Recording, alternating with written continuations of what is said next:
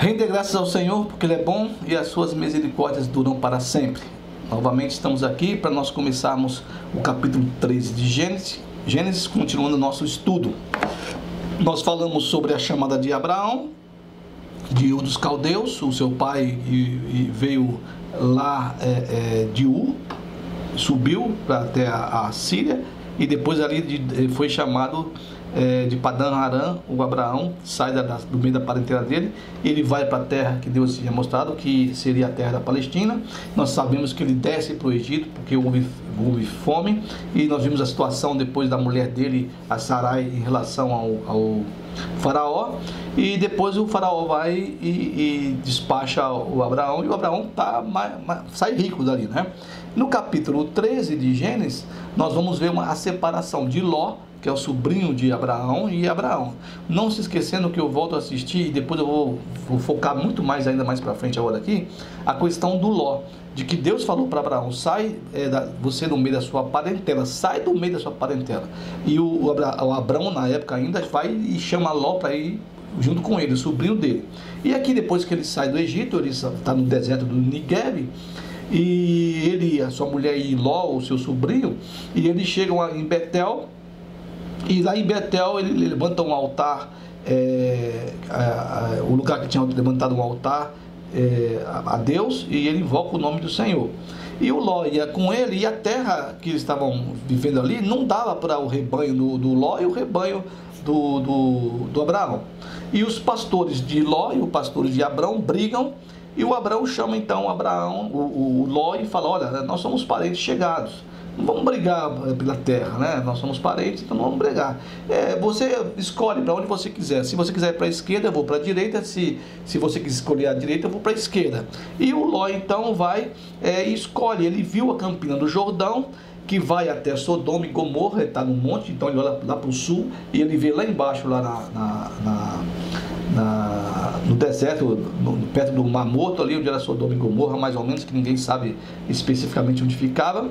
E ele vê um jardim maravilhoso, e ele então escolhe de ir para a campina daquele jardim. E ele olha, e ele escolhe, e depois ele vai armando as suas tendas, e depois chega até a cidade lá, e ele vai então habitar naquela cidade lá. E depois que o Ló faz a sua escolha, né? É uma escolha esperada, porque quem é que não ia escolher um lugar maravilhoso a princípio? É isso que é interessante, porque ele olha a princípio, ele vê aquelas campinas, aquele terreno fértil, e ele fala: bom, ali eu vou me dar bem. E futuramente ali, logo depois, aquela região vai ser destruída. Nós vamos ver isso aí. Mas ele escolhe, ele vê, né? Viu aqui os olhos, cresce a escolha, que é desesperada, é prevista isso aí. E o contraste de Abraão é que Abraão não escolhe. Abraão, que foi chamado por Deus, ele deixa o Ló escolher. E para o Abraão, no caso, agora vai acontecer o seguinte, né? E o texto 13, versículo 13 diz que os homens de Sodoma eram maus e grandes pecadores contra o Senhor, contra Yahvé.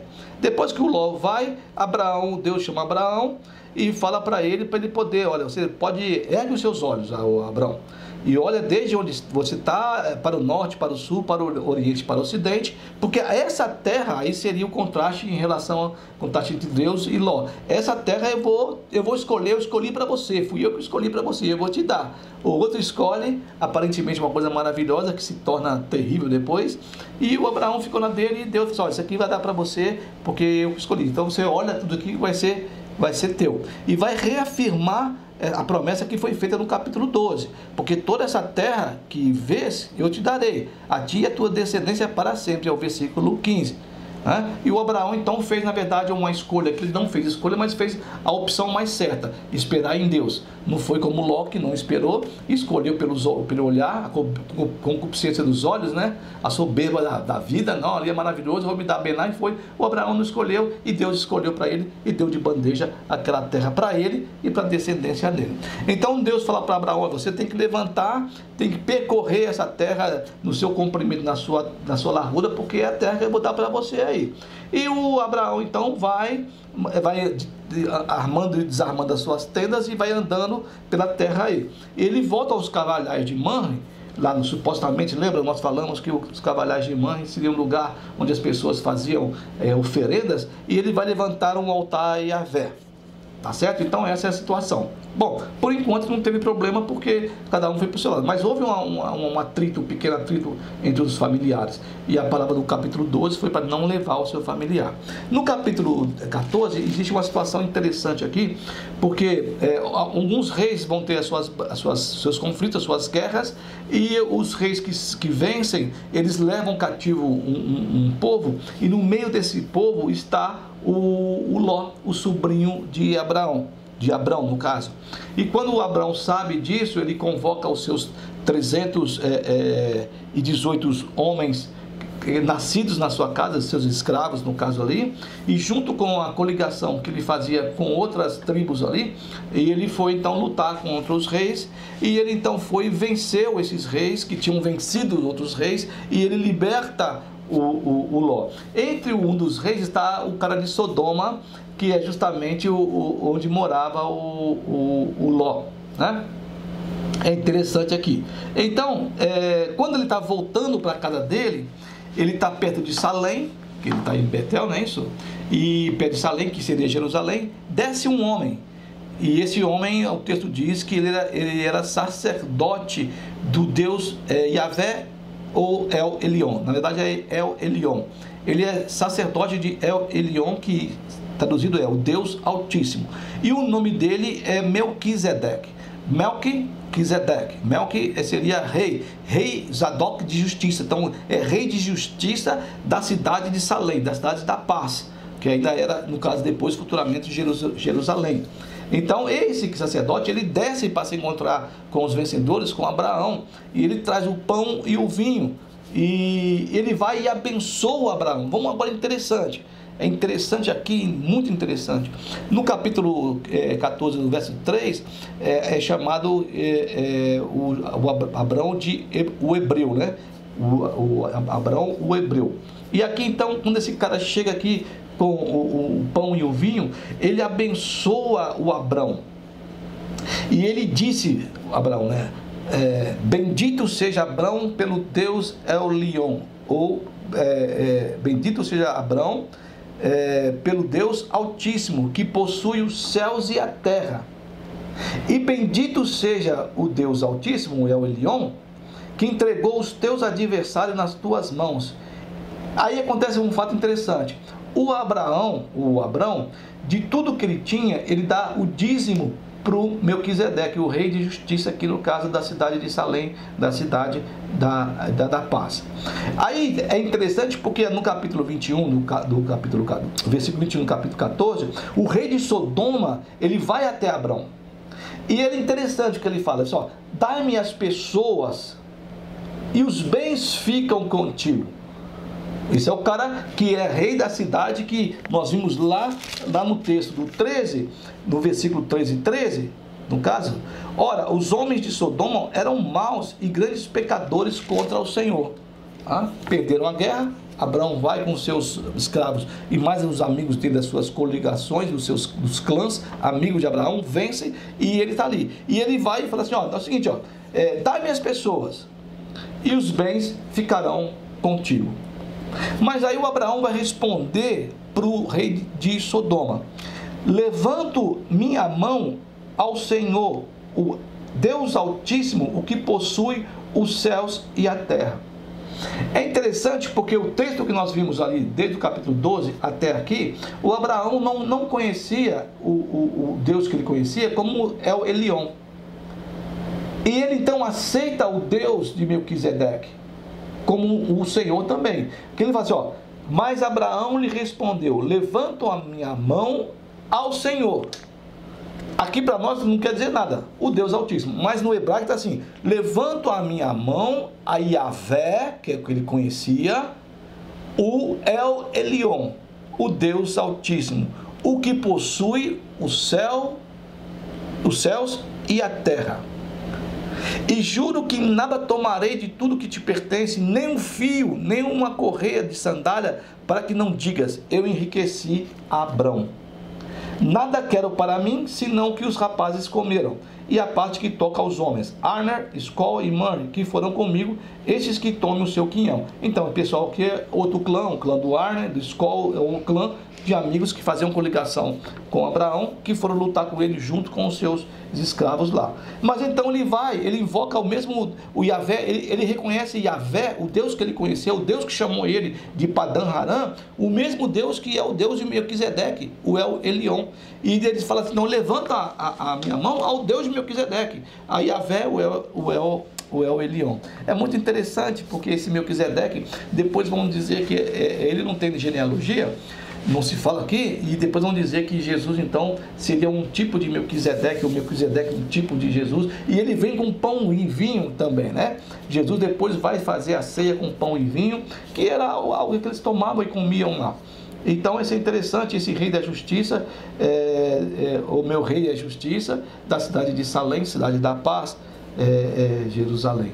E essa questão aqui do rei de Sodoma, eu não posso dizer que seja, mas a impressão que algumas pessoas, alguns estudiosos diriam que seria um tipo do adversário de Satã, né? Porque é interessante, porque ele pede às pessoas, né? Eu quero as pessoas, você fica com a riqueza, eu quero as pessoas. E Abraão fala, não, nenhuma coisa, nem outra, eu não vou querer dar riqueza, nenhum bem, não. Agora eu não sei se isso a gente pode dizer realmente seria, é uma pergunta, uma interrogação, essa questão desse simbolismo do rei de Sodoma, uma cidade totalmente depravada e tudo, e um símbolo de Satã no caso, né? Do inimigo. Satã é inimigo, o rei de Sodoma. Bom, então ali aconteceu, e mais para frente, depois, lá na frente, um dos apóstolos nas suas cartas, vai dizer, se eu não me engano, o Hebreus, nós não sabemos quem escreveu a carta de Hebreus, alguns dizem que foi Paulo, outros dizem que é Apolo, e é uma briga danada. Para mim não interessa se foi Paulo ou foi Apolo, quero saber se foi Paulo ou Apolo, quero saber que dali está umas coisas muito interessantes. E ele fala então que na questão do Melquisedeque, e outro texto também fala de que Abraão deu dízimo para Melquisedeque, né, que o menor ele dá o dízimo para o maior. Então Melquisedeque seria maior do que Abraão, sendo que Abraão seria o pai da nação de Israel. É interessante isso aí. No capítulo 15, é interessante também aqui, depois destes acontecimentos, veio a palavra do Senhor a Abraão numa visão e disse. É interessante porque o Abraão acaba de vencer uma guerra. Olha como é que isso somos nós também. Ele acaba de vencer uma guerra. Ele tem um encontro com um sacerdote e reconhece o Deus do sacerdote como o Deus Altíssimo, o El Elyon, o Yahvé como El Elyon. Ele tem uma conversa com um rei que ofereceu para ele riqueza e ele não quis, e ele sai vitorioso, né, em todos os aspectos aqui, tanto da questão da guerra, como a questão do conhecimento do outro Deus, nomeação do mesmo Deus dele, ele reconhece, e também da questão de não ser ganancioso e pegar. E agora o Abraão, ele está dentro da tenda, lá, chorando, amargurado, né, entristecido, e porque lá em depressão. O que diz o texto aqui? Não temas. Ele estava temendo? Abraão, eu sou o teu escudo, e o teu galardão será sobremodo grande, o teu presente vai ser grande, né? Eu sou o Senhor, eu sou o Adonai, eu sou o soberano. Respondeu Abraão, Senhor Yahvé, né? Aqui seria Yahvé Elohim, Senhor Elohim, Yahvé Elohim, que me haverás de dar se continuo sem filho, e o herdeiro da minha casa é o Damasceno Eliezer? Então ele não tinha filho, estava entristecido, angustiado, deprimido, porque tudo que ele tinha ia ficar para o Eliezer, o escravo dele, e o servidor dele. E para que ele queria ser pai de nações e não tem nem filho? E o Abraão continua a falar com Deus, porque o Senhor não me deu descendência, e um servo que nasceu da minha casa que vai herdar tudo. E logo Yahvé responde para ele, não será este o teu herdeiro, mas aquele que será gerado de ti será o teu herdeiro. Então, Deus fala para ele assim, o Yahvé fala para ele assim, ó, sai para fora, conduz ele para fora. Aqui o texto diz, então conduziu até fora e disse. Então Deus tira ele daquela angústia, daquela depressão, daquela tristeza. Sai daí, meu, sai dessa caverna aí, sai dessa amuação, dessa tristeza, dessa escuridão aí, vem para cá. Né? Agora você olha para cima. Se você pode contar, se é que podes, no caso, ele disse, né? Se é que podes. Assim será a tua posteridade.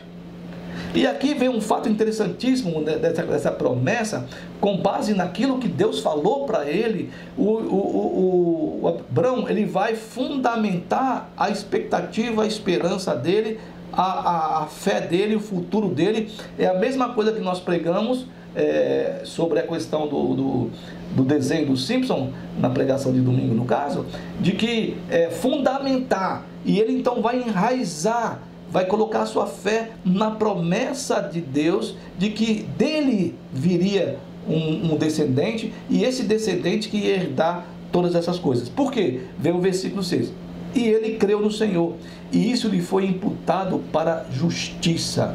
A base é a fé, a base é a certeza de que Deus vai cumprir aquilo que ele prometeu. Ele apoiou-se, né? Apoiou-se na certeza, ele apoiou-se no Senhor, ele se enraizou no Senhor, acreditando do que Deus está falando. E ele fala assim, ó, eu te tirei você de Ur dos Caldeus, né? Para dar essa herança dessa terra para você, né? Aí o Abraão diz assim, mas como eu vou saber que o Senhor me deu essa terra que eu vou possuir? Aí ele vai dizer para a pessoa, toma uns animais e você vai fazer um holocausto ali, vai partir esses animais, colocar um de frente para o outro, como se fosse um corredor assim. Nós já conversamos sobre isso, interessantíssimo isso aqui. E as aves, ele não parte, mas põe ela, cada uma ali, e vem a ave de rapina tentar, né, falcão, urubu, comer aquilo lá.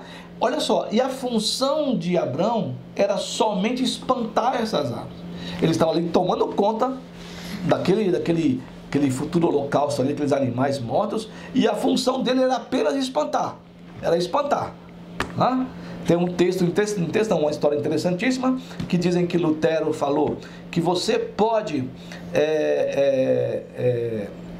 você não tem como proibir de pássaros, né, voarem sobre a sua cabeça, mas você tem como não permitir que eles façam ninho na sua cabeça. Então depende de você espantar e tal. E aqui, parece-me que aqui era a única função de Abraão nessa questão dessa aliança, dessa berite, dessa promessa que ia ser estabelecida por Deus para ele aqui. E ele, o que acontece com a gente muitas vezes, né? Caiu num sono profundo, né? E grande pavor e cerradas trevas o acometeram. Então uma escuridão, ele cai num sono e é uma escuridão, um pavor e tal. Nós já conversamos sobre isso e nós dissemos sobre o versículo 13 do capítulo 15, e sabe com certeza, aí Deus vai falar com ele que o povo ia passar cativo no Egito, e tinha que passar por aquilo, tinha que se sujeitar àquilo, mas que depois eles iam sair com bastante riqueza, e ele ia morrer em paz, o Abraão. E na quarta geração, 400 anos depois, eles tornariam para aquela terra, né? Porque lembra que eu falei sobre a questão da iniquidade, né? dos povos daquela terra lá, que não tinha ainda sido preenchida ainda. Então, quando se pôr o sol, houve as trevas densas e um fogareiro fumegante. Lembra? Nós já comentamos sobre isso. De fogo passa no meio do holocausto e ele vai e consome os holocaustos. E ali então Deus faz essa aliança, firma esse contrato, esse pacto. A aliança berite é cortar. Ele cortou aqui um pacto, tanto é que os animais estavam cortados, e sela então o pacto. Porque o Abraão não tinha como cumprir essa promessa, ele não tinha nem o que fazer. A única que ele podia fazer era espantar os animais que estavam querendo, as aves de rapina, comer os animais do holocausto. Era só isso que ele podia fazer, e saber com certeza que o povo ia ser cativo, mas que voltaria. Então passa aquele fogo ali no meio, aquele fogo ali, que ali é o seguinte, é Deus, Deus confirmando as suas promessas para aquele homem. Ninguém nós não temos como fazer nada. Nós só temos que fazer como Abraão fez aqui no caso, aqui ó. Ele creu naquilo que Deus falou. E nós então podemos ou não podemos, depende de você. Se você quer, se você não quer, confiar naquilo que foi deixado para nós na revelação de Deus em Cristo Jesus. Essa é a nossa função, espantar os maus pensamentos, espantar as dúvidas, espantar tudo aquilo que impede de nós vermos claramente, de nós confiarmos, acreditarmos nas promessas de Deus para nós, naquilo que Ele deixou. Então, que Deus abençoe a sua vida. Abraão conheceu Melquisedeque e pôde ver e aceitar o Deus que ele conhecia, que ele servia, o El Elyon, Deus Altíssimo, e Yahvé, então, o Deus de Abraão, Yahvé. Ele é o El Elyon, ele é o Deus Altíssimo, Criador dos céus e da terra.